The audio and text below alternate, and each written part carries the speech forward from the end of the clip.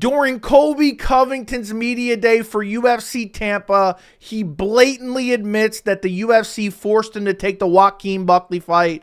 And I'm so glad I caught this clip, which we're going to take a look at in this video, because it didn't get posted anywhere. And now Colby catches himself and immediately backtracks. But this confirms my theory that I've had since this fight was announced. Colby was forced by the UFC to fight Joaquin Buckley. But this interview was absolutely humiliating for Colby Covington in a litany of ways. You can tell this guy is so desperate to try to cling on to whatever relevance he can get. He ducks Ian Machado Garry again. He talks about Shavkat Rakhmonov and acts like he so desperately wanted to fight Shavkat when we all know that's not true. And he launches Islamophobic attacks at Belal Muhammed, which it's just old and tired at this point. You know, Belal's Muslim, so essentially Colby just needs to attack his religion in these roundabout ways because it gets the shock value and gets some of the fans, some of the fan base drummed up. Like, oh yeah, can't believe Colby said that. It's so funny. We're going to break it all down in this video because there's a lot to check out from this media day with Colby Covington. We're going to start off with Colby literally exposing himself to the point he only wants to fight old guys on losing streaks. Listen to this. He's asked about Joaquin Buckley. This is his response. Must be quite refreshing for you.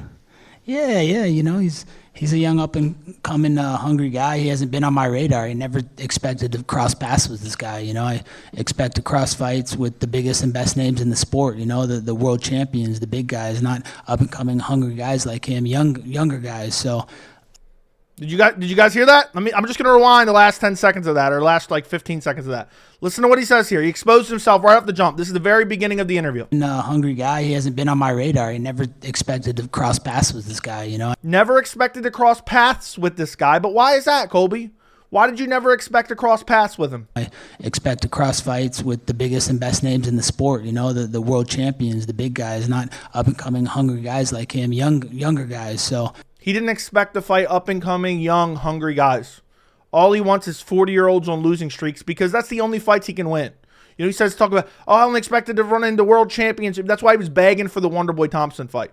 He sat there and begged for the Wonderboy Thompson fight. He didn't want this Joaquin Buckley fight. He was forced to take this fight, which he exposes on accident later in this interview, which was, you know, I was so happy that I sat through this entire thing because sometimes there are gems that you can catch that don't get posted widely on social media, and we're going to see that in a little bit, but he exposes himself badly. In this next clip, he starts talking about people trashing him and basically crying that people trash him, and he's going to prove how good he is on Saturday night. Listen to this. Absolutely. You know, people have been trying to trash my name for too long when I fought the best fighters in the world for, you know, 8-10 years straight. So this is my... Not even true.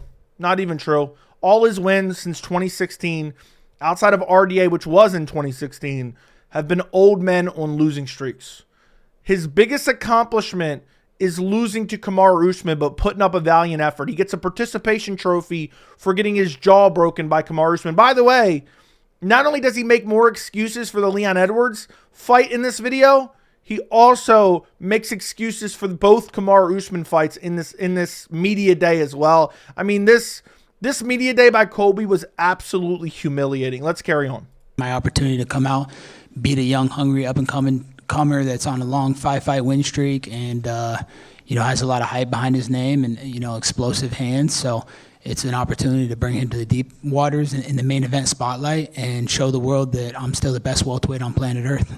So he's going to show that he's still the best on planet Earth, even though his last win was 2022, early 2022, damn near 3 years ago, against a washed-up Jorge Masvidal. Let's jump ahead. He's asked about Shavkat Rakhmonov and Ian Machado Garry, and he lies and ducks Garry some more because he does not want to fight Ian Machado Garry. Again, he does not look forward to running into young, hungry, up-and-coming guys, talented guys. He tries to cherry-pick fights. He was forced to take this Buckley fight. That's the only reason he's actually fighting Buckley. But here he just ducks Ian Machado Garry more because he's absolutely terrified of Garry. The only reason he tried to trash Garry earlier this year is because he knew he wasn't going to fight him. It was an elaborate way of ducking Garry while trying to attack the low-hanging fruit and get on the MMA fan base's good side by attacking Garry, who at the time was a big target of the MMA community. It doesn't work as much anymore now that Garry's getting the respect he deserves after that, wildly competitive fight against Shavkat Rakhmonov at UFC 310. But listen. Yeah, I mean, he's a cuck. He sits in the corner while his wife gets dogged out by the nutritionist. Isn't that just weird? Like, I don't know why more people don't, talk about that. It's just Dude's making up fairy tales about another man's wife. By the way, he's terrified of this man. If Colby had a wife, Ian Machado Garry could go fuck her in front of him, and there's nothing he could do about it. But he just makes up weird fantasies about other men's wives. Meanwhile, he's a 40-year-old, doesn't have a wife, doesn't have children, and talks about other men's relationships. Very bizarre. Very bizarre. it's disgusting that he brings the last name of your wife's ex-husband. It's just fucking strange. And I know you guys already know this, but that's just simply not true. Again, completely made up, completely false. My thing is hey, he does nothing for my career. What does he do for me? He's an absolute nobody who's beaten nobody. So I told him, hey, if you want this fight, just answer the 3 stipulations. Turn on. By the way, who is Colby beaten? RDA in 2016? Ian Machado Garry is worth more to Colby's career than Colby is worth to Gary's career. He's asking who has he beaten? Who has Colby beaten in the last few years? He's beaten nobodies. He's beaten nobody. His biggest claim to fame is losing to Kamaru Usman, but putting up a good effort. He put up a good effort when he got his jaw broke, and he makes excuses for those losses. But again, he just doesn't want to fight Garry, even though Garry would do a lot for his career, especially a lot in terms of maybe turning some of the fans' perception around, because a lot of fans have turned their back on Colby because they realize he's just an absolute con man. But instead, he ducks Garry because he knows he's going to lose that fight. And he didn't want to fight Buckley either, but we'll get to that in a little bit. On your comments, your wife wants to be so famous so bad she's quoting Shakespeare, which is just weird in itself. And So again, more ducking. I'm going to skip a little bit ahead, but it's just more ducking. I don't want to sit here and watch the whole 4-minute clip. Again, he was asked more specifically about Shavkat and Garry again, and again, he just ducks him even more. He couldn't, he couldn't answer, and he couldn't meet the stipulations, so there's no reason for me to fight him. He's a bum. I mean, the fight's never been offered, but I can tell you one thing. Fight's never been offered. That's a lie. That's a lie. Dana has covered for him. Dana has covered for him multiple times. People keep referencing that.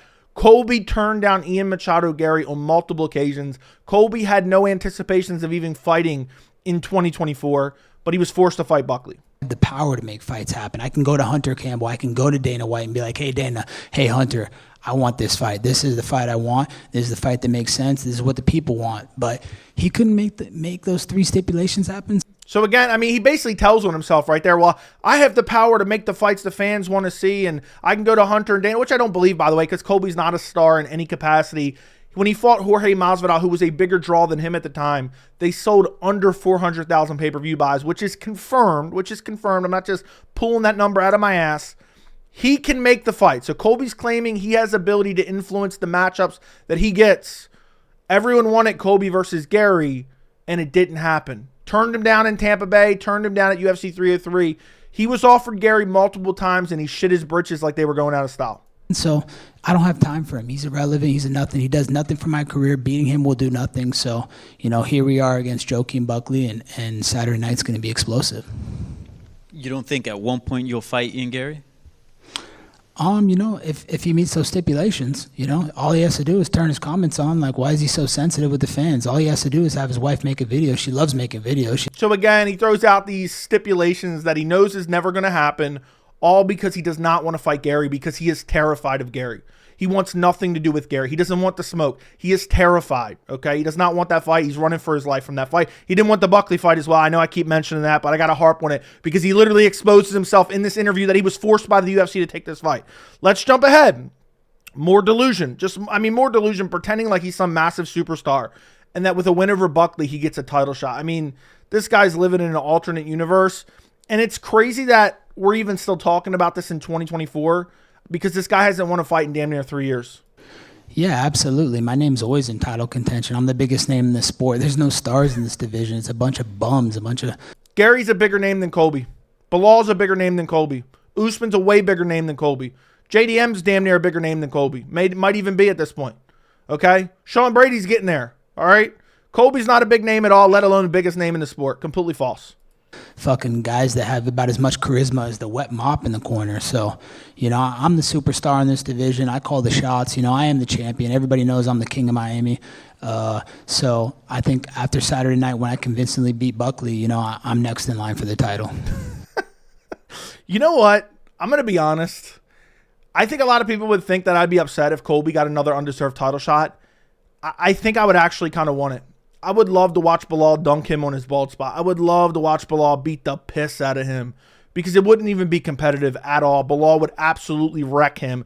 Colby is a shittier version of Belal.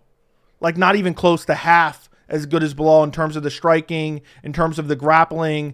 Colby, the only thing he can keep up with Belal is maybe the cardio, but I don't even think that because the output of Belal would be too much. Next, we're going to skip ahead. I didn't even need to include this, but I just think this is so humiliating. This is a 40-year-old man talking like this. We can confirm the only women that Colby gets are literally prostitutes. He basically confirms it here. Listen to this. To worry about what I'm going to do. I'm going to bring the bedroom cardio to the octagon on Saturday night. And I could tell you, a lot of mamacitas in Miami have been slayed in the last couple weeks in the lead up to this fight. So yeah, confirm that Colby's an incel. Dudes who actually do that, don't brag about it. Don't sit around bragging about it at media day. And a media member actually calls him out on it because he says, I'm going to have some special guests come on Saturday, but I don't kiss and tell. Where you're just bragging about, you're just kissing and telling a second ago. The cardio is going to be on point. We're going to blow the roof off the arena. It's going to be electric. And, I got some special guests in attendance that'll be walking me out. It's going to be a memorable night. So not really worried about what he does. He's going to have to worry about what I do. Who are these special guests? I wish I could tell you. I don't kiss and tell. I got to keep it a surprise. I got to make it a bigger deal. So, it's going to be a good one. You said you don't kiss and tell, but you just told us you slayed half the women in Miami. Yeah, but I didn't say names. And I could tell you the celebrities and all the people that are in my DMs and all the women that I've been with. But I'm not saying names. Does anyone genuinely believe that? Does anyone he's like, yeah, I got all these celebrity women in my DMs. Colby's not even a D-list celebrity. Nobody knows who he is. And he's acting like he's out there. Yeah, I'm out there just slaying half of Miami. Confirmed he's an incel. He just sits at home. People are going to say, Joey, look at you. Dudes who actually do that don't go around bragging about it at media day, okay? He's completely lying. That's why he's 40 years old, doesn't have a wife, doesn't have kids, and nobody likes him. Nobody's ever spoke highly of him. Anybody in the MMA community has never spoke highly of him because the dude's a clown. He puts on this weird WWE character, but it's really part of his personality. It's become part of him, and nobody actually likes him, and he's insufferable. But let's jump ahead because next, it's just absolutely hilarious. More excuses for why he lost to Leon Edwards. If you wondered about the broken foot in the first minute and that's why he didn't fight at all, now he has another excuse that we didn't know about until now. No, I'm still an elite welterweight. People don't realize if you go look at the media day from before that fight with Leon, I tried to go do a training camp in Breckenridge, Colorado because the altitude is like 9,000 square feet above sea level. I ended up getting HAP, which is high altitude pulmonary edema. It's altitude sickness. So I came into fight week on Monday. He had altitude. His pussy was sore. He had his period too.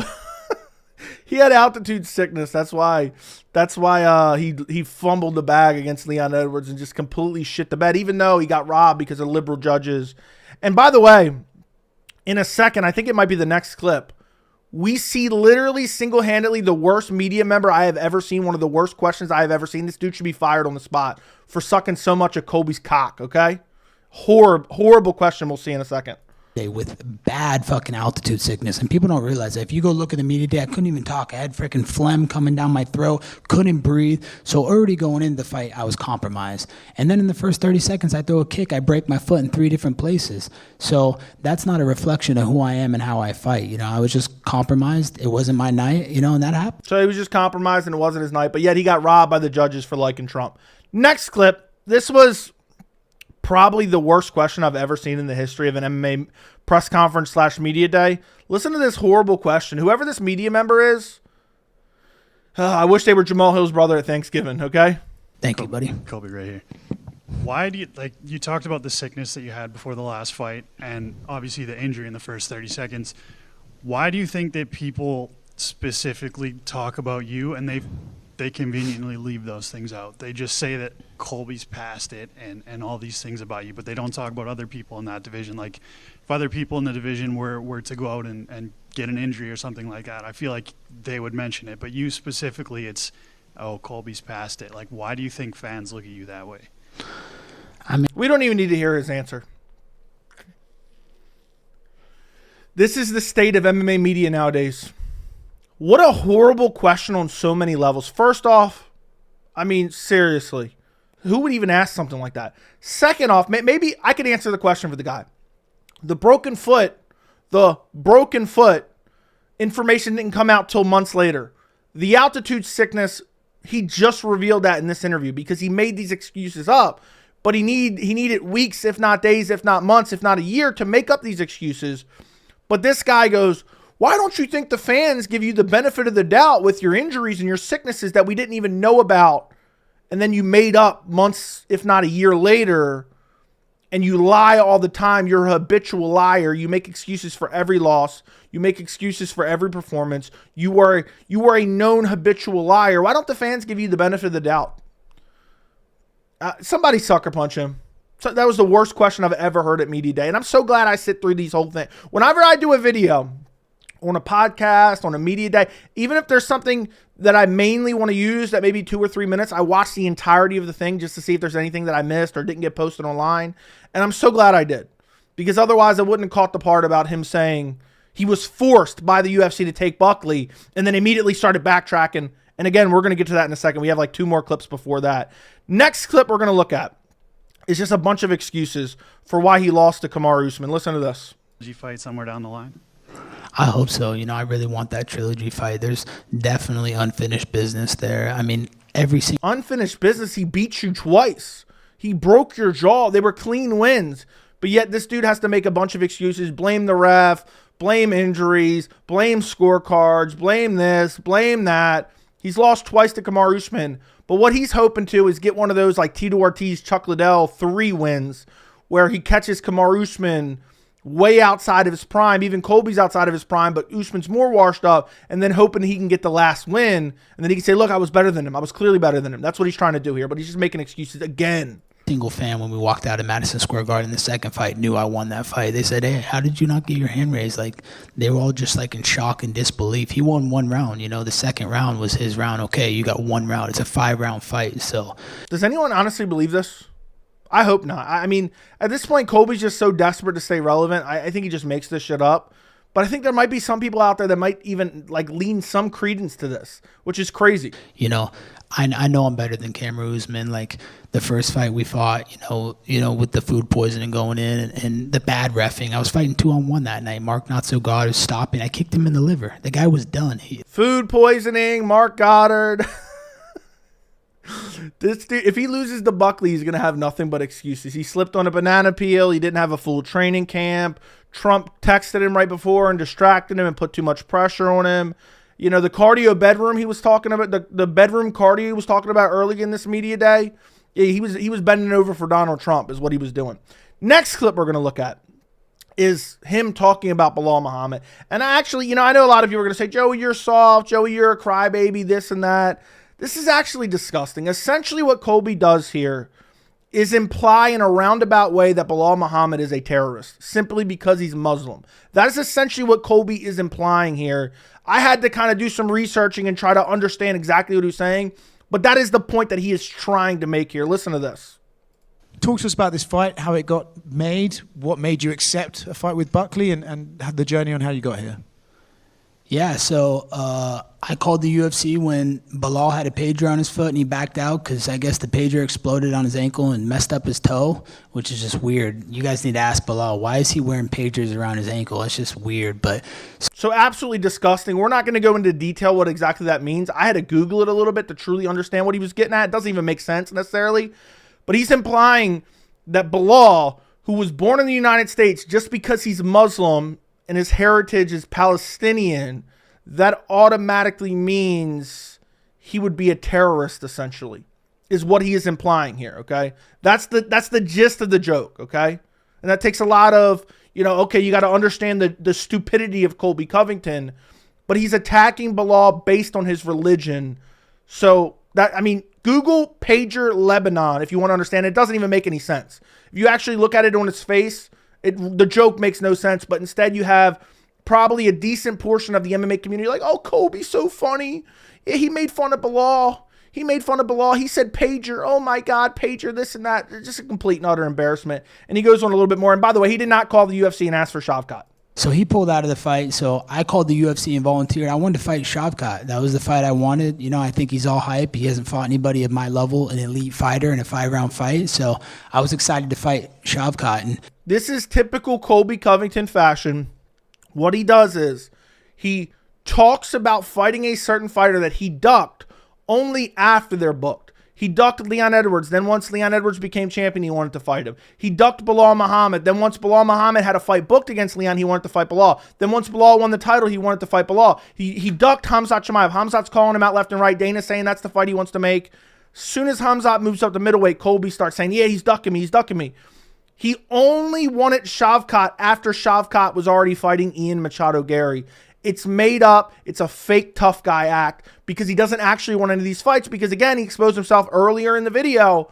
Yeah, I don't really expect to cross paths with any of these young, up-and-coming, hungry contenders because he has no intention of fighting these dudes because he knows he'll lose because he's washed up and he was never even that good. And then the last clip we're going to look at, I thought this was hilarious. I'm so glad I caught this.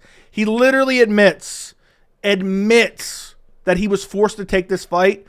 And watch how quickly he backtracks. Actually, you know what?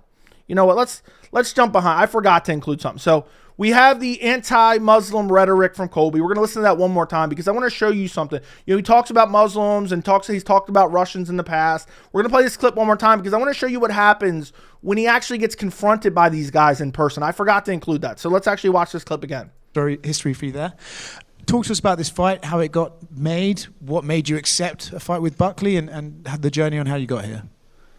yeah, so I called the UFC when Belal had a pager on his foot and he backed out because I guess the pager exploded on his ankle and messed up his toe, which is just weird. You guys need to ask Belal, why is he wearing pagers around his ankle? It's just weird. But by the way, not only a disgusting comment intended to cling on to relevancy with shock value, also what I find particularly egregious is it's not even working because the media didn't even write an article about this. There's not a single article. Nobody's even posting this clip. I shared it on my Twitter.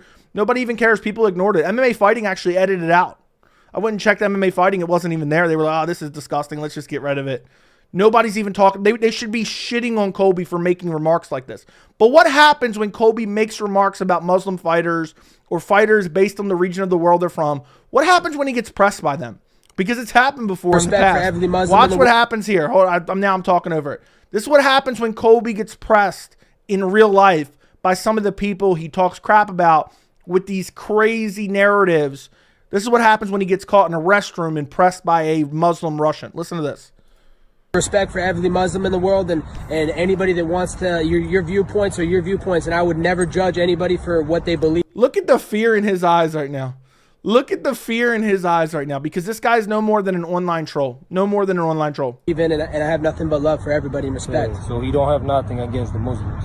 Hell yeah, much love and respect to the Muslims. I respect all you guys and what you guys believe in. That's it. So there you go. You heard it from Colby. He loves the Muslims, okay? That's what happens when he gets pressed by one in real life, which is hilarious. All right, last clip we're going to look at, and I'm so glad I watched this entire thing and caught this clip, because he admits, he's asked about Shavkat and Garry. He starts going on a little bit of a tangent, how he ended up fighting Buckley. And he admits that he was pushed into fighting Buckley. He immediately catches himself and starts backtracking horribly. But make no mistake about it, I called this when this fight was initially booked. The UFC ran into a bad position once Belal pulled out. They needed a replacement to fight Shavkat. They found a replacement to fight Shavkat. They offered it to everyone. They offered it to Colby. They offered it to Kamaru Usman. They offered it to Carlos Prates. They offered it. Ultimately, Garry was the only one willing and able to take that fight against Shavkat. Well, that left them without a main event for UFC Tampa because they tried to make Colby Covington versus Ian Machado Garry to headline Tampa, but Colby ran shit in his britches. So once Garry was pulled out of that event, they desperately needed somebody else to headline the event. Colby's the only one available. So they told Colby, listen, we've been protecting you. We've been giving you Dana White privilege. We've been covering for you, ducking fights. We need you to take this fight against Buckley. And he was forced into taking this fight, and he slips up right here and says that he was forced to take the fight. Looks like he's going to fight Belal Muhammed. So what did you think of his performance, and what chances do you give him against Belal? I didn't watch the fight. I was too busy, doing some other things, doing some streaming on my new Twitch for BC Game. Shout out. By the way, I'm telling you guys right now, Colby is hoping to retire soon, and he's trying to transition into like online talking head right-wing grifter. That is Colby's exit strategy from the UFC into talking head online right-wing grifter. Mark my words on that. I've been saying that for years. I'll tell my fans out there on Twitch that we're live streaming, watching me right now. Got a lot of love for them. You know, I got bigger things to do than watch these up and coming nobodies that haven't accomplished anything in this sport. They have no merit. They haven't been in title fights like me. Yeah, they need to go and lose a title fight to Kamaru Usman so they can claim that as an accomplishment. They haven't won world titles like I have. So, you know, I heard it was boring. I heard his stock went down, and you know, he got exposed. He was all hype. You know, he's got all finishes against all nobodies. You know, he beat the bus boy from Outback, the Outback Steak. Get ready, boys. He's about to expose himself. House that serves blooming onions. Like, how prestigious is that? So, you know, that's why I volunteered to fight him. I volunteered to fight him on 3 weeks' notice. I called Hunter. I wanted that fight, but instead, you know, I got pushed into this fight. Not pushed into it. You know, I'm happy. Did you guys hear that? That's why I got pushed into this fight. Listen to that. To fight him. I volunteered to fight him on 3 weeks' notice. I called Hunter. I wanted that fight. By the way, absolute horseshit. That's not true. I don't believe that for 1 second. But what happened? How did he end up fighting Buckley? He got pushed into it. But he catches himself immediately, and watch how much he starts to suck off the UFC here. But instead, you know, I got pushed into this fight. Not pushed into it. I could listen to this. When I heard this initially, I could listen to it over and over and over again because I knew this was what happened. I knew this was what happened behind the scenes this entire time. So to hear Colby accidentally slip up and expose himself at a media day is hilarious. We'll listen to the full clip now all the way through. Sorry about that. I just needed to play it for you multiple times. 3 weeks' notice. I called Hunter. I wanted that fight, but instead, you know, I got pushed into this fight. Not pushed into it. You know, I'm happy to come and save the day for the company. I love this company. I'm a company man. You know, love the UFC. It's such an honor to fight here, and you know, this is the true excitement in my life when I get to come fight for the UFC. Yeah, so he has to suck off the UFC. Hey, let's play it one more time. Listen to it one more time. That fight, but instead, you know, I got pushed into this fight. Not pushed into it. You know, he caught himself immediately. Why isn't that clip everywhere? I didn't post it because I wanted to make this video first. But why isn't that everywhere? Colby Covington was pushed into a fight with Joaquin Buckley. He was pushed into it because he didn't want to fight Buckley. He only wants to fight 40-year-olds on losing streaks. He was probably campaigning for Wonderboy Thompson behind the scenes. That's what he was doing. And mark my words, if he loses to Buckley, he's going to make nothing but excuses. But this guy's an embarrassment. He ducked Ian Machado Garry. He's making anti-Muslim comments about Belal Muhammed, the champion, a dude who actually won an undisputed title and actually has a good resume. Belal's a couple wins away from being right up there with Usman and GSP. I know people laugh at that and say, Joey, you're crazy. Look at his resume prior to the title. Nothing but elite name after elite name after elite name. And Colby's out here just making disrespectful, embarrassing, humiliating comments at media day, all for the sake of relevancy. Because I'll tell you this right now, and I've been saying this for a long time, Belal Muhammed is a bigger draw than Colby Covington. Now, previously, I actually haven't been saying this forever. Previously, I said Colby isn't much more of a draw than Belal. Now it's flipped. Belal is a bigger draw than Colby Covington, but this guy still walks around and acts like he's a superstar. Meanwhile, he's washed up, hasn't won a fight in 3 years, ducked Ian Machado Garry because he was terrified of him, and he has to make these outlandish remarks to get any attention from the fan base, and they're like, oh, he's so funny. He said Belal had a pager, blah, blah, blah, so on and so forth. Completely humiliating. But yeah, guys, let me know what you think. Do you think Colby was pushing this fight or what? If you don't think that, I'd love to know why, because Colby admitted himself he was pushed into fighting Joaquin Buckley. Like the video, subscribe to the channel, and thank you so much for watching.